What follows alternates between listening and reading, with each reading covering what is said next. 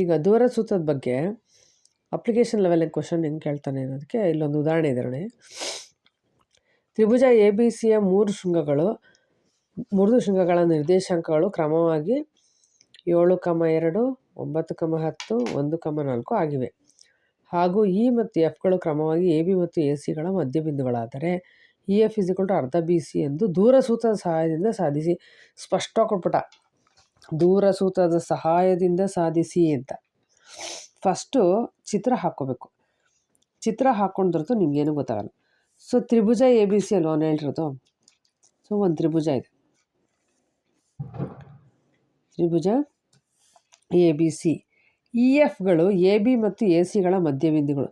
E F ಇಲ್ಲಿ ಬೇಕು ಅಂದರೆ ಇದು ಎ ಬಿ, ಇದು ಎ ಸಿ ಆಗಬೇಕು, ಆಯಿತಾ.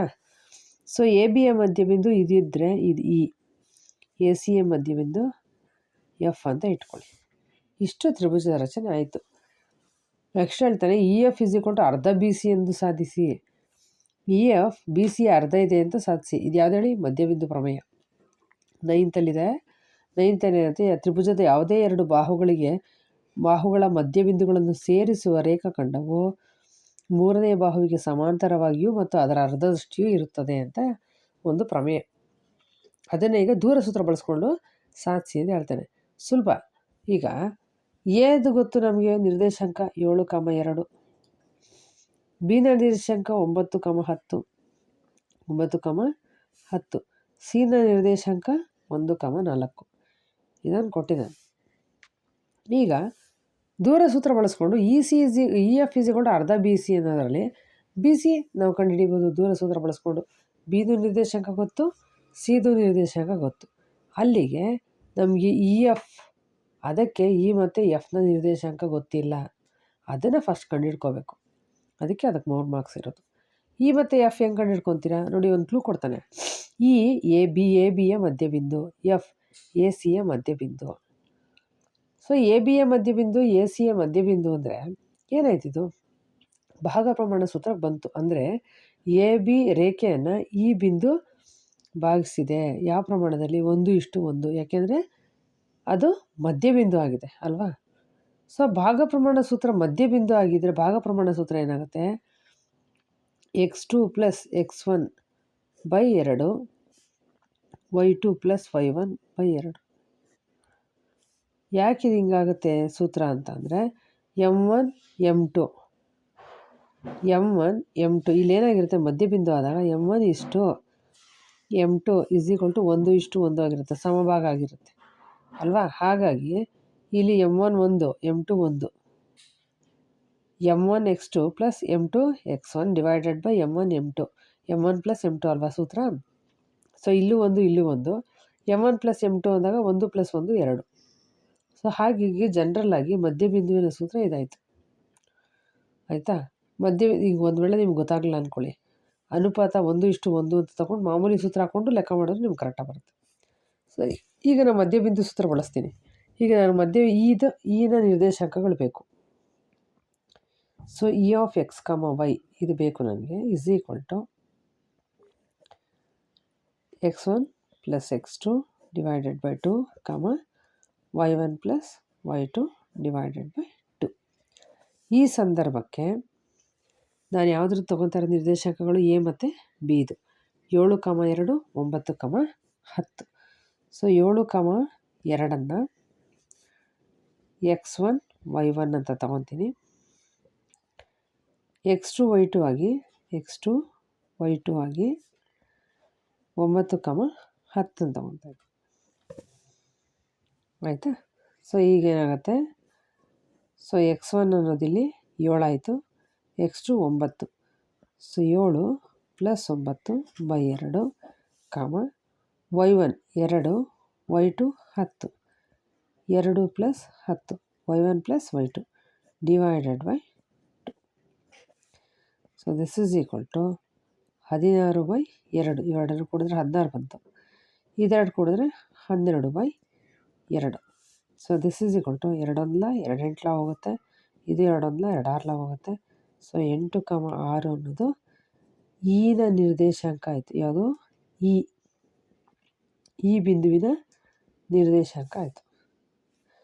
ಇದೇ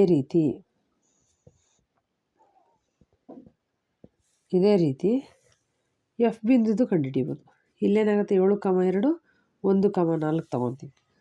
ಸೊ ಎಫ್ ಬಿಂದು ತೊಗೊಂಡಾಗ x1, y1 = 7,2 ತೊಗೊಳ್ಳೋಣ. x2, y2 1,4 ತೊಗೊಳ್ಳೋಣ. ಸೊ ಈಗ ಎಫ್ನ ನಿರ್ದೇಶಾಂಕಗಳು f(x, y) = ಸೇಮ್ ಸೂತ್ರ x1 + x2 / 2, y1 + y2 / 2. So ಏನಾಯ್ತು ಅಲ್ಲಿಗೆ x1 7, x2 1, 7 + 1/2, y1 + y2, y1 ಅಂದರೆ 2 + y2 ಅಂದರೆ 4. ಸೊ 2 + 4/2. ಸೊ ಇದನ್ನು ಕೂಡಿದರೆ 7 1 8 ಆಯಿತು, 2 ಹಾಗೆ ಇರುತ್ತೆ. 2 4 6/2. ಸೊ 2 1 2 4 ಆಯಿತು, 2 1 2 3. ಸೊ ಎಫ್ನ ನಿರ್ದೇಶಾಂಕಗಳು ಏನು ಸಿಕ್ತು ನಿಮಗೆ 4,3 ಸಿಕ್ತು. ಸೊ ಇ ಸಿಕ್ತು, ಎಫ್ ಸಿಕ್ತು. ಸೊ ದೂರ ಸೂತ್ರ ಬಳಸ್ಕೊಂಡು ಇ ಎಫ್ ಮಾಡ್ಬೋದು. ಬಿ ಸಿ ಆಲ್ರೆಡಿ ಇರೋದ್ರಿಂದ ಬಿ ಸಿ ಕೂಡ ದೂರ ಸೂತ್ರ ಬಳಸ್ಕೊಂಡು ನಾವು ಲೆಕ್ಕ ಮಾಡ್ಬೋದು. ಸೊ ಈಗ ಒಂದೊಂದಾಗಿ ಮಾಡ್ಕೊಳ್ಳೋಣ. ಸೊ ಈಗ ಇ ಎಫ್ ಮಾಡ್ಕೊಳ್ಳೋಣ. ಇ ಎಫ್ = ಇ ಮತ್ತು ಎಫ್ನ ದೂರ, ಎಫ್ ನಡುವಿನ ದೂರ. ಈ ಸಂದರ್ಭದಲ್ಲಿ x1, x2 ಅನ್ನು ಇ ತೊಗೊಳ್ಳೋಣ. ಇ ಏನಿದೆ 8, 6 ಸಿಕ್ತು ನಮಗೆ. ಇಲ್ಲಿ 8, 6. ಎಫ್ನ x2, y2 ತೊಗೊಳ್ಳೋಣ. x2, y2 ಎಫ್ ಆಗಿರಲಿ. ಎಫ್ನೇನು 4, 3. ಸೊ ದೂರ ಸೂತ್ರ D = (x2 - x1)² + y2 - y1 ² ಇಲ್ಲಿ ಡಿಸ್ಟೆನ್ಸ್ ಯಾವುದ್ರದ್ದು ನೋಡ್ತಾ ಇರೋದು, ಇ ಎಫ್ದು ನೋಡ್ತಾ ಇರೋದು. ಇ ಎಫ್ = ಇಲ್ಲಿ x2 4, x1 8, 4, 8 ² + 3, 6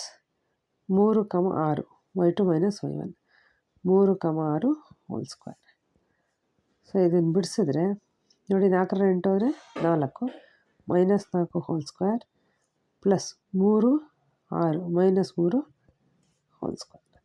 ದಿಸ್ = 4 4 16 + 3 3 9 ಕೂಡಿದ್ರೆ √25. ಇದರ ಬೆಲೆ 5 ಮಾನಗಳು. ಈಗ ಯಾವ್ದು ಮಾಡೋಣ, ಬಿ ಸಿ ಮಾಡಬೇಕೀಗ. ಇಲ್ಲೇ ಮಾಡಿ ತೋರಿಸ್ತೀನಿ. ಬಿ ಸಿ, ಈಗ ಬಿ ಸಿ ನಡುವಿನ ದೂರ ತಗೊಂಡಾಗ ಈ ಸಂದರ್ಭದಲ್ಲಿ x1, y1 ಅನ್ನು ಬಿನ ನಿರ್ದೇಶಾಂಕ ತಗೊಂಡ್ರೆ 9, 10 ಆಗುತ್ತೆ.